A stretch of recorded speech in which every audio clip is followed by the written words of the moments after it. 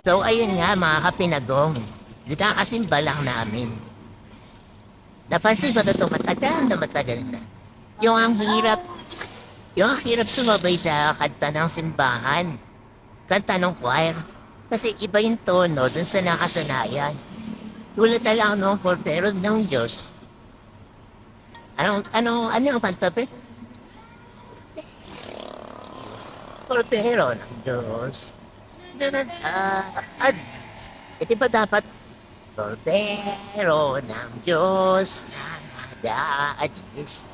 Mas maganda pa yun. Para lang naman sa akin. So, ikaw, kung ano ang opinion mo sa bagay na yun, comment mo lang sa gilid. Hindi ko alam kung dito o dito. So, yan lang guys. Narin ka pinag